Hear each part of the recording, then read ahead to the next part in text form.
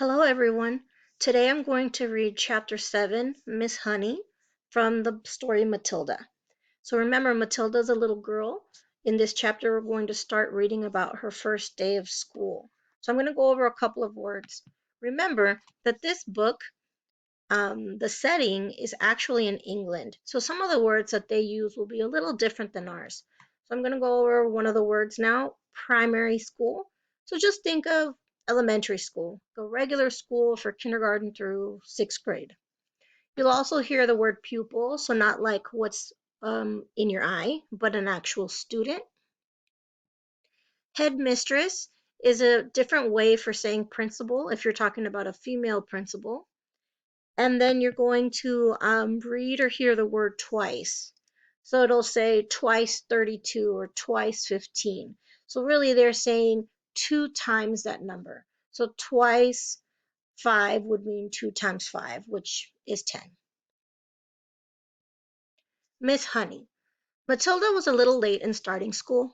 Most children begin primary school at 5 or even just before, but Matilda's parents, who weren't very concerned one way or the other about their daughter's education, had forgotten to make the proper arrangements in advance.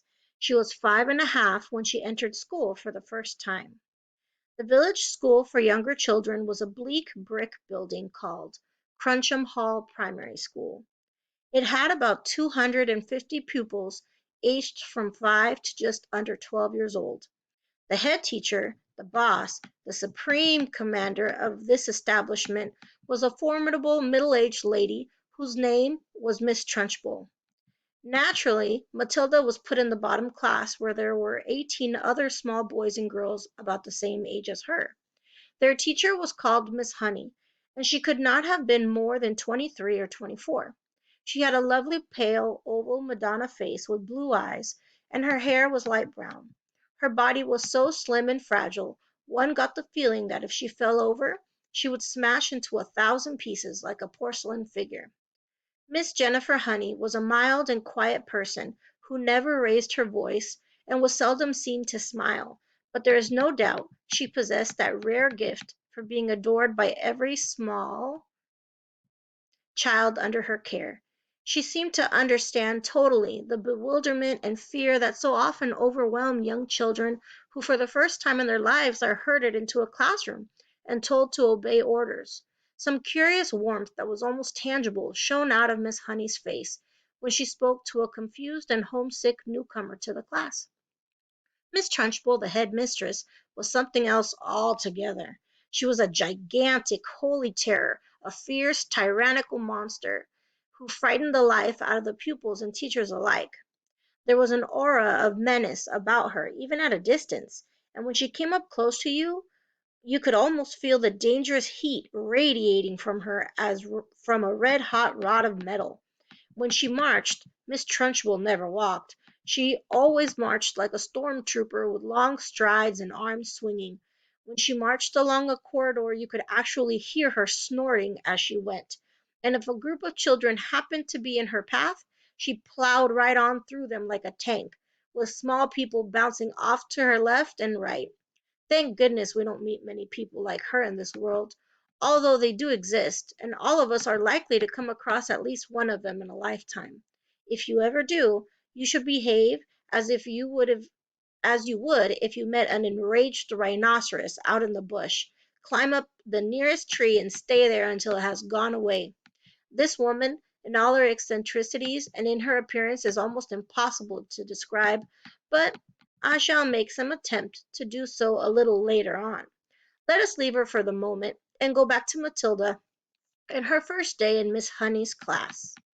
After the usual business of going through all the names of the children, Miss Honey handed out a brand new exercise book to each pupil. You have all brought your own pencils, I hope, she said. Yes, Miss Honey, they chanted. Good. Now this is the very first day of school for each one of you. It is the beginning of at least 11 long years of schooling that all of you are going to have to go through. And 6 of those years will be spent right here at Cruncham Hall, where, as you know, your head mistress is Miss Trunchbull. Let me, for your own good, tell you something about Miss Trunchbull. She insists upon strict discipline throughout the school, And if you take my advice, you will do your very best to behave yourselves in her presence. Never argue with her. Never answer her back. Always do as she says. If you get on the wrong side of Miss Trunchbull, she can liquidize you like a carrot in a kitchen blender. It's nothing to laugh about, Lavender. Take that grin off your face. All of you will be wise to remember that Miss Trunchbull deals very, very severely with anyone who gets out of line in this school. Have you got the message? Yes, Miss Honey, chirruped 18 eager little voices. I myself, Miss Honey went on, want to help you to learn as much as possible while you are in this class. That is because I know it will make things easier for you later on.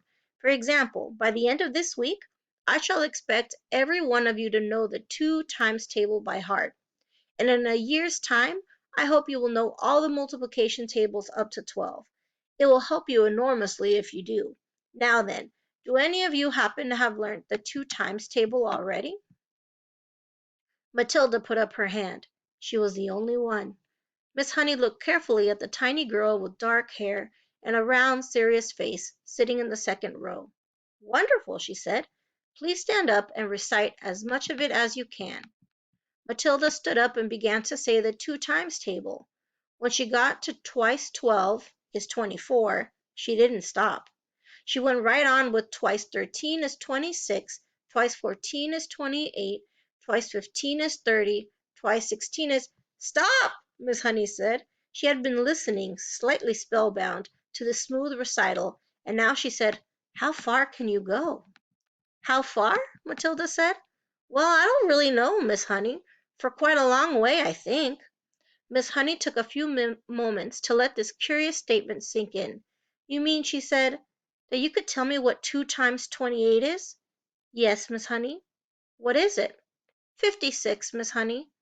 What about something much harder, like 2 times 487? Could you tell me that? I think so, yes, Matilda said. Are you sure? Why, yes, Miss Honey, I'm fairly sure. What is it then? 2 times 487. 974, Matilda said immediately. She spoke quietly and politely and without any sign of showing off. Miss Honey gazed at Matilda with absolute amazement, but when next she spoke, she kept her voice level. That is really splendid, she said, but of course, multiplying by 2 is a lot easier than some of the bigger numbers. What about the other multiplication tables? Do you know any of those? I think so, Miss Honey. I think I do. Which ones, Matilda? How far have you got? I I don't quite know, Matilda said. I don't know what you mean. What I mean is, do you, for instance, know the 3 times table? Yes, Miss Honey. And the 4 times? Yes, Miss Honey. Well, how many do you know, Matilda? Do you know all the way up to the 12 times table? Yes, Miss Honey. What are 12 sevens? 84, Matilda said. Miss Honey paused and leaned back in her chair behind the plain table that stood in the middle of the floor in front of the class. She was considerably shaken by this exchange, but took care not to show it. She had never come across a 5-year-old before, or indeed a 10-year-old, who could multiply with such facility. I hope the rest of you are listening to this, she said to the class. Matilda is a very lucky girl. She has wonderful parents who have already taught her how to multiply lots of numbers. Was it your mother, Matilda, who taught you? No, Miss Honey, it wasn't. You must have a great father, then. He must be a brilliant teacher. No, Miss Honey, Matilda said quietly. My father did not teach me. You mean you taught yourself? I don't quite know, Matilda said truthfully. It's just that I don't find it very difficult to multiply one number by another. Miss Honey took a deep breath and let it out slowly. She looked again at the small girl with bright eyes, standing beside her desk, so sensible and solemn. You say you don't find it difficult to multiply one number by another, Miss Honey said. Could you try to explain that a little bit? Oh dear, Matilda said. I'm not really sure. Miss Honey waited. The class was silent, all listening. For instance, Miss Honey said, if I asked you to multiply 14 by 19? No, that's too difficult. It's 266, Matilda said softly. Miss Honey stared at her. Then she picked up a pencil and quickly worked out the sum on a piece of paper. What did you say it was? She said, looking up. 266, Matilda said. Miss Honey put down her pencil and removed her spectacles and began to polish the lenses with a piece of tissue. The class remained quiet, watching her and waiting for what was coming next. Matilda was still standing up beside her desk. Now tell me, Matilda, Miss Honey said, still polishing. Try to tell me exactly what goes on inside your head when you get a multiplication like that to do. You obviously have to work it out in some way, but you seem able to arrive at the answer almost instantly. Take the one you've just done, 14 multiplied by 19. I I I simply put the 14 down in my head and multiply it by 19, Matilda said. I'm afraid I don't know how else to explain it. I've always said to myself that if a little pocket calculator can do it, why shouldn't I? Why not indeed, Miss Honey said. The human brain is an amazing thing. I think it's a lot better than a lump of metal, Matilda said. That's all a calculator is. How right you are, Miss Honey said. Pocket calculators are not allowed in this school anyway. Miss Honey was feeling quite quivery. There was no doubt in her mind that she had met a truly extraordinary mathematical brain, and words like child genius and prodigy went flitting through her head. She knew that these sorts of wonders do pop up in the world from time to time, but only once or twice in 100 years. After all, Mozart was only 5 when he started composing for the piano, and look what happened to him. It's not fair, Lavender said. How can she do it and we can't? Don't worry, Lavender. You'll soon catch up, Miss Honey said, lying through her teeth. At this point Miss Honey could not resist the temptation of exploring still further the mind of this astonishing child. She knew that she ought to be paying some attention to the rest of the class, but she was altogether too excited to let the matter rest. Well, she said, pretending to address the whole class, let us leave sums for the moment and see if any of you have begun to learn to spell. Hands up, anyone who can spell cat. 3 hands went up. They belonged to Lavender, a small boy named called Nigel, and to Matilda. Spell cat, Nigel. Nigel spelled it. Miss Honey now decided to ask a question that normally she would not have dreamed of asking the class on its first day.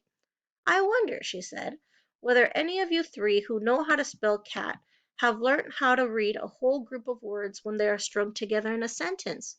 I have, Nigel said. So have I, Lavender said. Miss Honey went to the blackboard and wrote with her white chalk the sentence, I have already begun to learn how to read long sentences. She had purposely made it difficult, and she knew that there were precious few 5-year-olds around who would be able to manage it. Can you tell me what that says, Nigel? She asked. That's too hard, Nigel said. Lavender? The first word is I, Lavender said. Can you read the whole sentence? Miss Honey asked, waiting for the yes that she felt certain was going to come from Matilda. Yes, Matilda said. Go ahead, Miss Honey said. Matilda read the sentence without any hesitation at all. That really is very good indeed, Miss Honey said, making the understatement of her life. How much can you read, Matilda? I think I can read most things, Miss Honey, Matilda said, although I'm afraid I can't always understand the meanings. Miss Honey got to her feet and walked smartly out of the room, but was back in 30 seconds carrying a thick book. She opened it at random and placed it on Matilda's desk. This is a book of humorous poetry, she said. If you can read that one aloud. Smoothly, without a pause, and at a nice speed, Matilda began to read. An epicure dining at Crewe found a rather large mouse in his stew. Cried the waiter, don't shout and wave it about, or the rest will be wanting one too. Several children saw the funny side of the rhyme and laughed. Miss Honey said, Do you know what an epicure is, Matilda? It is someone who is dainty with his eating, Matilda said. That is correct, Miss Honey said. And do you happen to know what this particular type of poetry is called? It's called a limerick, Matilda said. That's a lovely one. It's so funny. It's a famous one, Miss Honey said, picking up the book and returning to her table in front of the class. A witty limerick is very hard to write, she added. They look easy, but they most certainly are not. I know, Matilda said. I've tried quite a few times, but mine are never any good. You have you? Miss Honey said, more startled than ever. Well, Matilda, I would very much like to hear one of these limericks you say you have written. Could you